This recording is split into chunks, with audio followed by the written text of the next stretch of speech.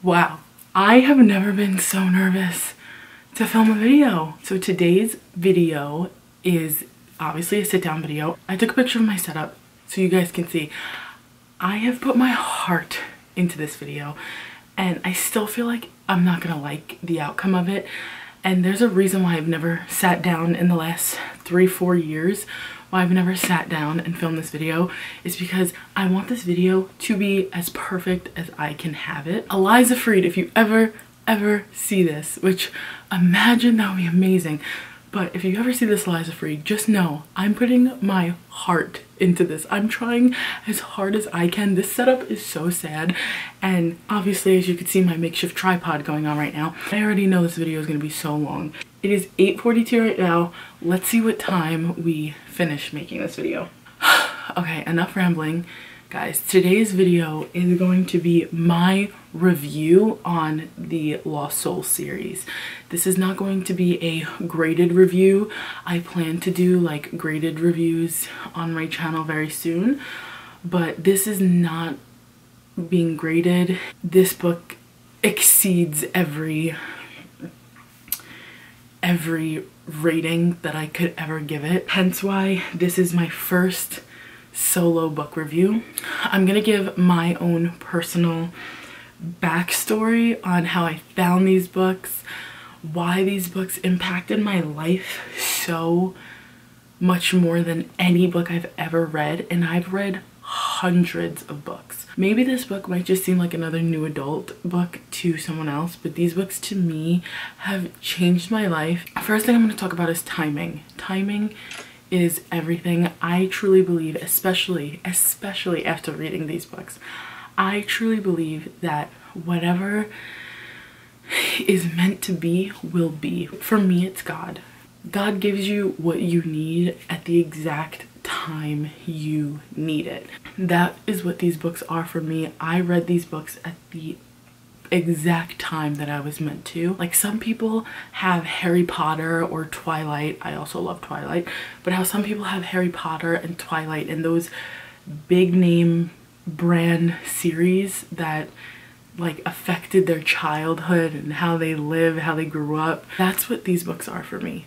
I was in a pretty dark place at the time. I've read these books at different stages, and every time I've reread it, I pick up more lessons. I learn more things about myself. I see things in the book that I didn't see the first, second, third, 10th, 20th time that I've read it. For me, these books are very nostalgic and sentimental. Even though I continue to read them, every time I reread it, I remember the first time I read it and exactly what I was going through. My home life and my family life, a lot of stuff started going on. So it was just a very questionable time. So that is when I read the Lost Soul series. That's when I started the first one. I was going through a very confusing time. I was very mad. I was very sad. I was very upset. I was losing myself is the best way I can explain it. The funny thing about the Lost Soul series for me is when I read the first book, when I picked it up and started reading it, I did not like it. I don't know why. The first chapter I didn't understand. Like, now when I look back, the first chapter is like my favorite moment. It's very the first chapter is very foreshadowing, as I like to call it. Having read these books a million times, all three of them multiple times, the first chapter is foreshadowing what is to come. It is very metaphoric, I should say. That's the perfect word to use. The first chapter is super metaphoric. So if you're like me and you read the first chapter and you were like, what the hell is going on? Power through. I'm telling you, power through. You won't be sorry. It took me about a week to read the first 2 chapters of this book because I just wasn't interested. We get to the big part of the first book. I was completely hooked from what happens. These books bring me back to a heartbreaking point in my life that was necessary, that I needed to go through. And every time I face a new challenge or obstacle, I pick up these books and I read them and I find some type of peace. I'm sounding crazy and I'm so not this person to like talk about my feelings like this, but every time I read these books it brings me just an overwhelming sense of peace.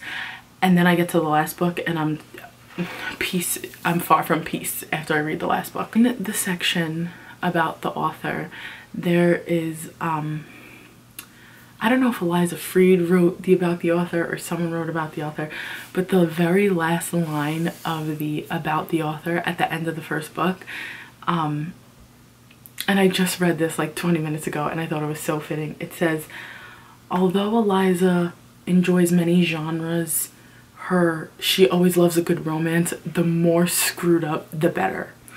And that's the last thing I'm going to say before we get into the actual review of the Lost Soul series. Just know that when she says the more screwed up the better, she's not kidding. She is not kidding. These books are so screwed up, but in the best way possible. Non-spoiler, I'm going to do a synopsis, my own little review of each book. We're going to keep it short, we're going to keep it sweet because I want to get into spoilers. I need to talk about these books to somebody, and all I have is my camera because no one I've ever met has read these books. If you watch this video and you end up reading this book, please, please, please message me on Instagram, message me on Twitter, hit me down below in the comments on YouTube, something. Someone talk to me. I need a friend. Talk to me about these books, please. I'm begging someone. So now guys, let's get into my reviews and overviews of the Lost Soul series. Let's get into Forgive Me. As you can see right here, Forgive Me, it's beautiful. And I assume the girl on the cover is supposed to be Annie because she's blonde and the green eyes. So I assume that this is Annie. In Forgive Me, we meet Charlotte Ann O'Brien. The queen to me. She's my queen, guys. She is incredible. Like, someone I aspire to be like Charlotte O'Brien. Or as I call her, Annie. I can't not call her Annie when I tell people about these books. I say Annie, I never say Charlotte because I'm a Jason Lear stan, and if you read these books, you will be too. And she only gets better and better as the books go on, guys. She's who I want to be. We meet this amazing girl at the worst time in her life. I mean, technically the book starts like days before. I think it's days before the worst possible thing you can go through as a child. That is where we meet her. So a lot of people who have read these books, the few people that I've seen that have read these books, they describe Annie kind of negatively, and I don't agree with that at all. I think you're meeting a character at a terrible point and they can only grow from there. And that's definitely what Annie does in the 3 books that we have her. So she grew up in Salem County, and I've gone to Cowtown, which is a place in the book that the main guy frequents often in the first one. But I've visited, I've experienced the rodeo. I have fallen in love with the rodeo, guys, from this book. So now I'm super into bulldogging, and even though Jason Lear is a bulldogger, I fell in love with bulldogging kind of on my own. I knew what it was because of reading these books, but then when I saw it, it became like an adrenaline rush for me. So now I love a good rodeo now. I can't even believe that I say that. Me, I love the rodeo. She grew up with Jason Lear, the love of my life. Jason Lear. I can't even say that name and not have a smile on my face. They have kind of parted ways as they've grown up and gotten into their own, but that's where the story picks up. Jason picks Annie up and Annie picks Jason up too because of what he's going through, and they're both going through very similar situations. And there is a quote in the second book that says that her and Jason ran from their problems together, that she never dealt with her issues. They run away from their problems together, and in that they find new problems. So that's all I'm going to give on the first book.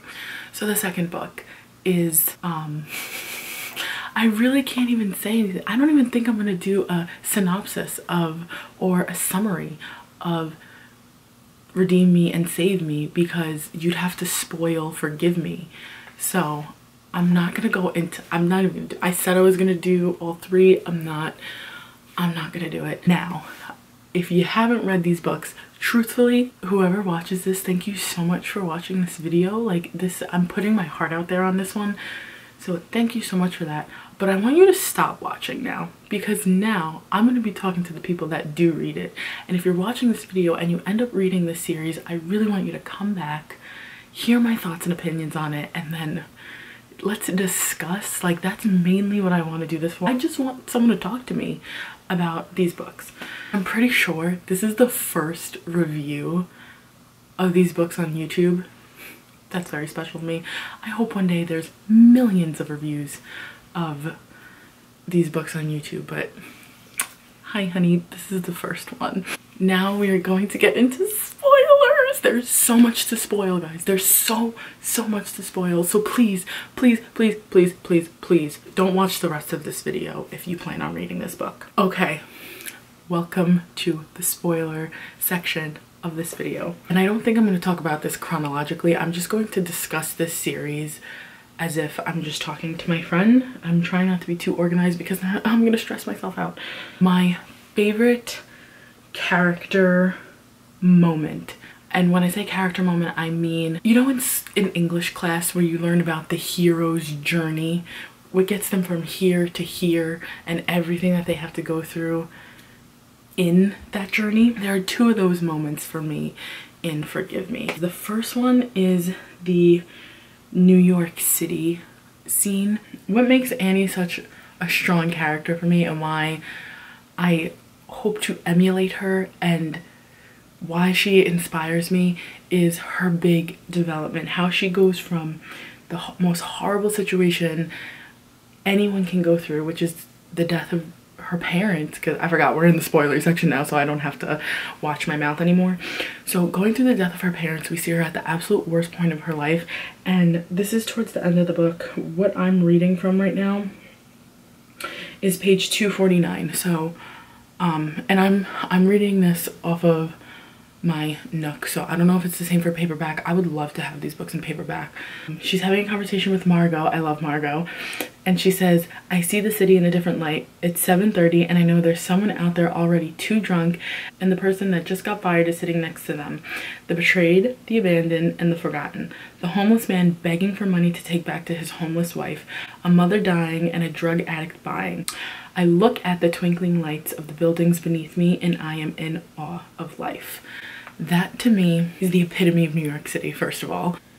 That is one of my favorite scenes in the whole book. The romance is what hooks me and keeps me coming back, and the reason that I cry every time I read these books. But the development of Charlotte O'Brien is probably the best part of these books. And then her last sorority meeting. What's going through her head while she's sitting around looking at her sorority sisters and everything she's gone through in the last 4 years since starting college. I cry almost every time I read this part, and I'm gonna read to you the quote that I'm thinking of. I sit in the last row of our last sorority meeting. The incoming president is going to do a fantastic job. She's sworn in and gives a speech brimming with excitement and anticipation for the coming year. I'm consumed with doubt. Doubt for next year, doubt for my next conversation with Jason, doubt for tomorrow night's formal. Every single girl around me is buzzing about her dress and I'm sitting here disgusted. Here we go. This is where it happens. I marvel one by one at each one of my friends. My heart bulges with love for these girls who have endured the last 4 years with me, the best and worst of my life. They're beautiful. There's the naive, tender heart that's been taken advantage of, but will have the last laugh as a wealthy trader. The fish follower who will excel in law school and spend her life negotiating divorces. The girl with the beautiful hair who cut it off because it annoyed her. The exhausted, the wealthy, the confused. The crazy chick from North Jersey who kept me sane on late shifts at Stuff Your Face. The virgin, the whore, and the maybe just tonight. The lesbian, the Buddhist, the scarred. The twins who will become physicians but in the meantime try and lift my skirt in a picture. The one who held my hair while I threw up my freshman year, the teacher, the mother, the love, the little sister, the big sister, and the sister who will lose both her breasts to cancer before we're 30. I see them all so clearly as they live their lives, without the knowledge of death or the fear of screwing up the living. May they never know the loss Jason and I have. May they never be lost. They don't owe a thing to the dead, and neither do I. So a huge issue mentally that Charlotte is going through is in the first book, the second chapter. After the whole storm scene with Jason in the first chapter, the second chapter is her mom telling her not to fall in love with a rodeo cowboy, to be with a good man and live a safe life, basically. And after the death of her mother, she struggles internally with herself. She fights with her mother in her dreams, and she begs her to understand, like, she needs Jason, she loves Jason, she would be nothing without Jason. From the moment she leaves her parents' luncheon, she starts this internal war with herself. And if we're really looking at the big picture, that is truly what breaks Jason and Annie up. Because all throughout the book, if you're paying attention and if you're looking for it, you see multiple times Charlotte say, why do I make this so difficult? What do we owe the dead? She refuses to move to Oklahoma with Jason because she knows that her parents would want her to finish college, get a job, marry someone safe and loving and who will protect her, who will offer her a stable life, and all she wants is Jason Lear. And it's the exact person that her mom tells her to not get involved with, and she does anyway. So she feels guilty the second she leaves her parents' luncheon until the very last scene of Forgive Me, and at that point it's too late. What do we owe the dead? That is the biggest question that Charlotte has in Forgive Me. Only at that point, when she's sitting in on her last sorority meeting, does she realize she doesn't owe anything to the dead. Nobody owes anything to the dead. Owing to the dead can't mean more than owing to the living. And that's the biggest lesson to be learned in this book, is you cannot live your life in fear of what other people think of your decisions. You can't be afraid that someone won't agree with what you're doing, that your parents won't approve of who you love or what you're doing. This says a lot for religion, for gay people, for interracial couples that still have parents that don't approve that they're in love with someone who's black or someone who's white. By the time Charlotte realizes that, it is far too late. At this point, Jason has already gone and slept with Stephanie, and honestly, I would forgive him. Like, you really fall in love with Jason Lear. The writing, Eliza Freed's writing is something that I've never come across in my whole reading life. For the last 5 years, I've read hundreds and hundreds and hundreds of books, and what always sticks out to me every time I read these books is Eliza Freed's descriptions of people, of the way Annie sees the world, the way Annie sees people, the way Annie sees Jason specifically for me. How metaphorical her writing is, how I can read the last book, and then if you jump back and read the first one again, you will see things that you did not pick up on. Metaphors are a huge, huge, huge part of this book. But I'm gonna give you some of my favorite mirroring scenes, because there are a lot. The scene where Jason tells Annie, or he tries to tell Annie that he cheated on her. So the night of her, is it a formal or a homecoming? I didn't go to college. I don't know these things, but I'm pretty sure it was the formal. Her last formal. I'm 99% sure that that's what it is. The last scene of Forgive Me. when Jason shows up unannounced, just like Annie wanted, and she realizes that she owes nothing to the dead, that she's surrendering to Jason. She's just gonna love him without question, without feeling guilty, without anything.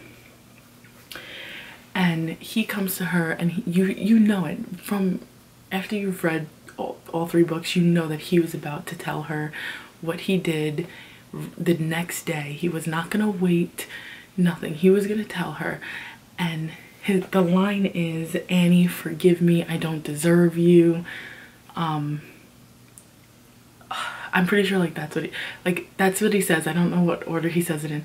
And then when you jump to Annie telling Noble that Kate is actually Jason's baby, after we already know Noble knows this, that scene mirrors identical. It's identical to the Jason and Annie scene, is identical to the Noble and Annie scene, or Noble and Charlotte scene. She says the exact same thing. "Noble, I don't deserve you, forgive me." And it's so full circle. The reason why Jason and Annie couldn't be together is the exact thing that she does to Noble, who she claims throughout Redeem Me and Save Me she can never hurt, she can't do that to him, and that's exactly what happens. And he forgives her. Can you imagine though what would have happened had he done exactly what Annie did and left, fled, never came back? A lot of quotes specifically come back from the first book into Redeem Me and Save Me. One of my favorites is, "Happy is the dead the rain rains upon." That quote comes back so many times in Save Me, and we originally hear it in Forgive Me, and I'm gonna save the whole what happens at the end for last. A lot of quotes come back. "Happy is the dead the rain rains upon" is the one that's sticking out of my head the most right now. There are so many.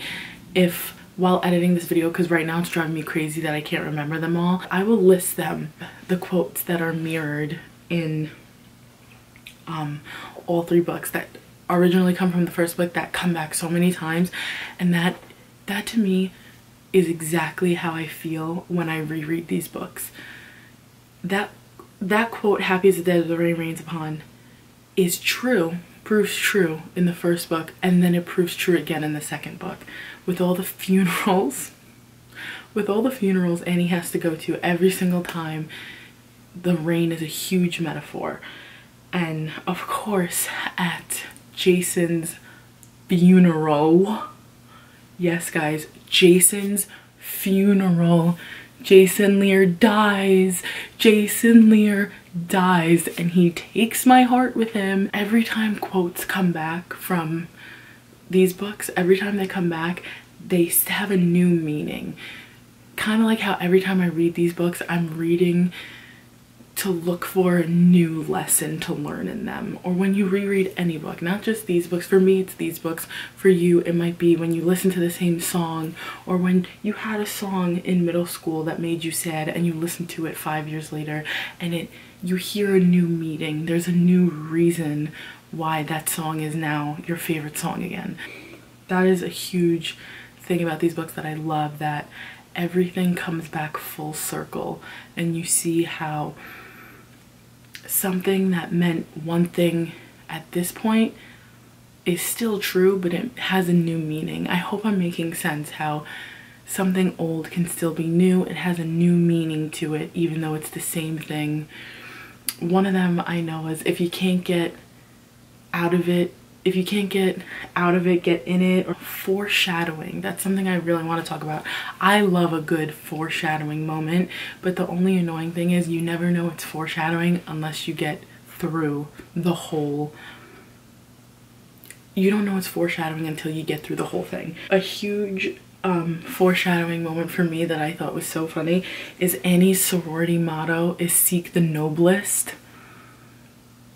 Oh, she done diddly seeked the noblest, if you know what I mean. She ends up marrying Noble. Oh, a huge thing, the bluebird, the blue jay. I had a feeling well, when I first read this, I had no idea like that the blue jay from Redeem Me was gonna come back and save me. And then Annie goes and saves the blue jay that she let die in Redeem Me. So I'm talking again as if you've read the book. So you know the scene in Redeem Me where she sees the helpless little bluebird and she just walks away from it. It's when she's really mentally messed up and she doesn't care if the bird dies. She doesn't care if the bird lives. She doesn't care. She doesn't want to help it. Then throughout both books, she starts dreaming of this little bluebird. It's her mom showing her this little bluebird and she feels so guilty that she didn't help this bird. Then in Save Me, when it comes back and the mom hands her the bird, or Jason's mom and her mom hand her the bird and says it's a blue jay, and it clicks in your head that it's Jay.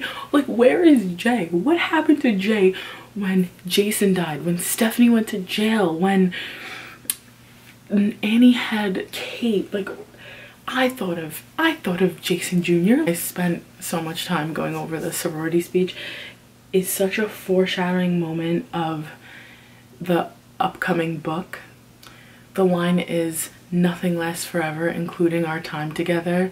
Basically saying like, hey, Jason and Annie, it's not a happy ending. Like, not everything has a happy ending, and that is so true.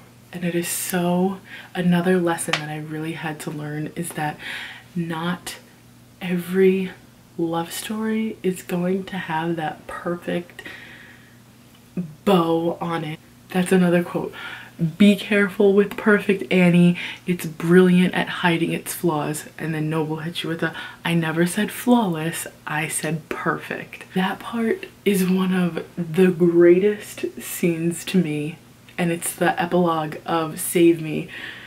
And we first hear that line in Redeem Me, I want to say, or Forgive Me, when she's talking about Noble. Her and Jason are talking about Noble, and she's telling Jason how perfect Noble is. And Jason hits her with the, be careful with perfect Annie, it's brilliant at hiding its flaws. Then when it comes back in the epilogue and she's watching all her and Jason and Noble's kids, yes, all three of their kids, like all together in a weird, beautiful way. She's watching them at the county fair, and she hits Noble with that famous Noble quote that comes from Jason, be careful with perfect Annie, it's brilliant hiding its flaws. And he hits her with the, I never said flawless. That to me, just every time I read that scene, I get chills, because one, it's true. He just contradicted Jason's whole Noble summary, which I think is pretty iconic of Noble. The contrast of Jason and Noble, I enjoyed that. That's one of my favorite parts. Everything is one of my favorite parts, but these are my favorite books. So obviously in the first one, the scene where her house in New Brunswick gets broken into, she looks up and I can't remember exactly the words, but she says something along the lines of, Noble looks at me with sympathy and compassion, and he's like ready to cry for her. And Jason looks like he's gonna kill someone. Like, the night and day, compare and contrast of Noble and Jason. They couldn't be more different, and yet they're both perfect somehow. I'm not even gonna lie, I'm team Jason. There's a line where Annie looks at Jason and Jason is watching her and Jason Jr. playing, and she says, Jason's smile can start a war. Then, I don't remember exactly at what point, but then I have it highlighted that she then looks at Noble and thinks Noble's smile could end a war. That is just such a great comparison of Noble and Jason, because Jason is like destruction. She's Annie with Jason and she's Charlotte with Noble. Her mom wanted her to be Charlotte. Her parents, her brother wants her to be Charlotte, but inside she's Annie. And Jason's smile can start a war because that's just who Jason is. He's the storm. Huge metaphor throughout all the books. He's a storm. When Noble, he's a bright blue sky. He's everything. And these aren't my words. These are words coming straight out of the book that are just completely true. and Noble smile can end a war. Noble is peace. Noble is her home. There's a line where she says he is home personified. And then there's the line where she tells Jason, I may not belong with you, but I belong to you. Such genius writing. It's genius writing. If you appreciate the writing styles of different authors, that is something that is so special. The huge metaphor, I just want to talk about this really quick. From beginning to end, literally from the very first part where we meet Jason, it's storming outside. It's thunder and lightning. It's crazy. He picks her up in his truck and kisses her ankle. Oh my god, I love that scene. Again, see how now it's like one of my favorite scenes and I didn't like it at the time. Jason is a storm. And this might be a line from the book or I just thought of it right now. But he's the ocean and Annie's like the moon, where she completely controls his mood, but then it's like they have this magnetic pull on each other. I'm just completely in love with the way Eliza Freed describes Jason Lear. Jason Lear specifically, I love how she describes all of them, but the way we're in Annie's head and we understand the way she loves him is so nostalgic for me. The last book, which is the one I reread the most, Save Me, and what happens in Save Me and how my mind can't accept, like I literally have read these books a million times. I cannot accept the ending. I cannot accept that Jason Lear dies at the hand of Stephanie freaking Harding. Stephanie Harding that we see in the first book. There's a part where Annie waves to her and she pretends like she don't see her. We know, I knew from the first time I read that book, I knew you saw her. I knew you saw Annie wave at you and you were so in love with Jason, you couldn't just let him be happy. You just couldn't leave him alone. But the scene where we get with her in jail and we see a little bit, the tiniest glimpse of her side of the story. Wow. I almost don't hate her because we understand, like we've seen Jason. There's in the epilogue of Redeem, we get in Jason's head. Another huge theme in these books is religion. Now I know religion is very, very controversial, and I have never been a very religious person. I have Christian family. I'm European Jewish. There was a point where I didn't even believe in a God. Since having Jackson, I definitely believe in a God 150%. Eliza Freed said it best, obviously because she wrote it, but her parents, or her mom specifically, Charlotte O'Brien grew up in church. She grew up in Sunday school, in church every week. Everything involving God, church, her religion, the afterlife, every subject that this book hits, it is no question that Charlotte has grown up with religion. Jason Lear has also grown up with religion. Now, when I say religion, I don't like speaking on things that I don't understand. There's some form of Catholic, I think Presbyterian. Again, I'm not educated in this to really know. The line where he says, Jesus can't save me now, I'm already in hell, after Annie leaves. So religion plays a huge thing, and I love how another character arc, or what is the word? The hero's journey, what takes you from one point to this point. Something I love is that Charlotte starts off the book cursing out her pastor and ends it with this overwhelming love of God. Finally understands that, and this is a quote from the book, she finally understands that whether she believed in God, whether she was praying, whether she was worshiping, no matter what she was doing, God was always there and God always had the plan for her. It's cosmic. It was in motion before she was even born. That is something that I didn't really care about the first time I read it, but ever since becoming a mom and reading those books again, that is something that I love about these books, is how you can go from not caring about a higher power at all to now putting your everything into your religion. At the point where Jason dies and she finally starts healing, she's praying on her bed and she says something along the lines of, she says, God, if it's not about my parents, if it's not about Jason, if it's not about Noble, if it's not about any of this, then it must be about you, God.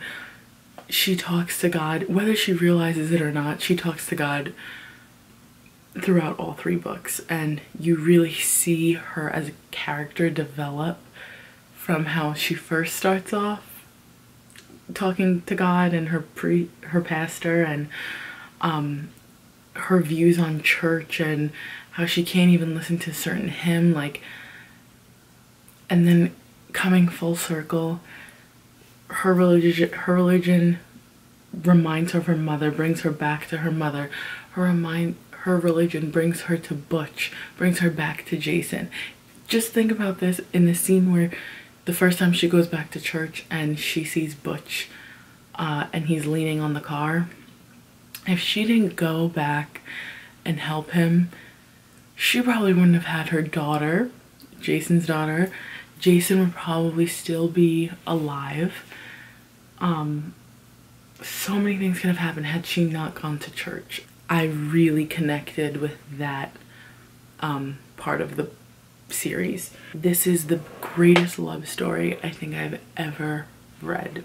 And it's so much more than just I love you. And if I'm being completely honest, the fact that it doesn't have the perfect ending is what makes it so captivating. It's what makes it so beautiful. It's what makes it so poetic, and it's what makes it feel real for me. Not every love story has a perfect ending. Sometimes you just have to love someone from a distance and leave them be over there. You could love them with all your heart and everything in you from a distance. After what Jason does, they definitely do that. Not one point in all 3 books do they not love each other. And like I said, it is so much more than I love you. Jason says it best in the first book. He says, with you I am alive, without you I am not. That is another one of those quotes that come back. The first time Annie asks Jason if he loves her, because there was never, when you read these books you realize there's never that, oh, I love you moment where the guy says it for the first time. And it's not that type of romantic book. It's not that type of new adult book. It is not, you're not getting your typical book here. And that's why these books are so special, is because it's so unique. They're so different. In every new adult book I read, there's always that moment where the couple has sex for the first time and it's this huge deal. It's this huge moment and it's beautiful. Like, I love that, but I love the whole idea of it not being perfect even more. They just do it. You don't need to say it. It doesn't need to be a huge gesture. He just loves her and that's it. And the first time the whole I love you thing comes up, she asks Jason, are you falling in love with me? And he says, definitely not. And you think, when you first read that, you're like, what do you mean definitely not? Like, what are we reading then? Like, what's going on? And then he hits us with the iconic, with you I am alive, without you I am not. I love you just doesn't seem like enough. And multiple times throughout all 3 books, the whole I love you, but it doesn't seem like enough, because sometimes it's not. Sometimes love is not enough. You can't just love someone and live happily ever after. It's distance, it's circumstance, it's real. that's basically just what I'm trying to say, is these books are so real. Anyone can fall in love with anyone. But if the situation's not right, if something is stopping from those two people to be together, no matter what it is. I mean, Jason and Annie get everything thrown at them. Distance, time, school, family, betrayal, everything gets thrown at them. And in real life, that's what happens. It's not always, I love you, we're gonna be together forever, we're gonna be happy, everything's perfect. It's messy, and it's sad, and it's tragic, and it's heartbreaking.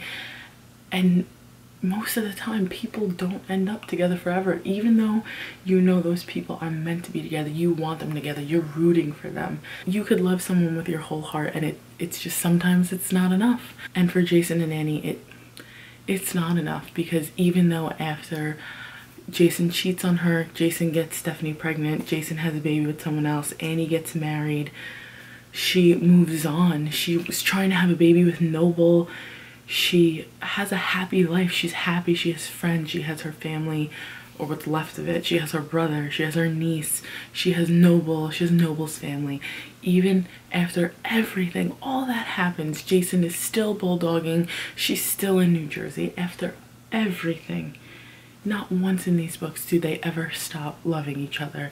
And it proves to be true when Jason dies and you finally see Annie just, she says, I should have taken him back, I should have done all these things. But it brings you back to, God has a plan. There is a plan, and it is in motion. Whether you believe it or not, there is a greater plan here. And there was a time where I begged God for something that wasn't meant for me. It wasn't supposed to be mine, and I wanted it so bad anyway. And now I see that that wasn't meant for me, that wasn't my path, because had that situation turned out, I would not have Jackson right now. It just really hits home to me, the whole what's meant for you is yours. A lesson that I really learned from these books, that if it's not meant to be, it's not gonna be, no matter what you do. Annie goes back to Jason. She travels from Oklahoma to New Jersey to Oklahoma, there and back for 2 years straight. And she loves Jason with all her heart. She's accepted her role behind the rodeo. She knows Jason needs the rodeo, and she will always come second to that. She understands that, and she still is rooting for them. She wants them to be together. She loves him. He loves her. They want it to work so bad. They're doing everything in their power for it to work, and in the end it doesn't, because it wasn't supposed to. Those are my main opinions of these books. As you guys can probably tell, these books have taken a toll on my life. Like, I am that person that when I love something, it consumes me. I want to know everything I possibly can know about it, and I finally think I've reached that point where I'm able to talk about these books, and I just want to discuss them. And to me, these books will always be nostalgic. I will always look back and remember different times in my life from this one book. I always came back to these books because they always provided that peace for me. They always provided answers for me that I didn't know that I was looking for, and they taught me lessons that I didn't know needed to be learned.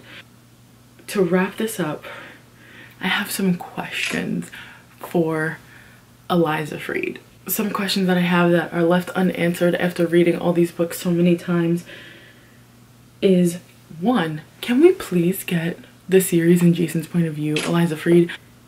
And for the life of me, I would love to know what was going through Jason's head when he found out Stephanie was pregnant, when he found out Annie was getting married, when Annie went to Mardi Gras, when his mom died. I want to know about that. I want to know about the year before Jason and Annie came together, when Annie had her parents in her life and Jason was going through the loss of his mother alone. When in Redeem Me, when Jason and Annie aren't together and he sends Annie all those letters, I'm dying to know what those letters are, because Annie ends up throwing them away.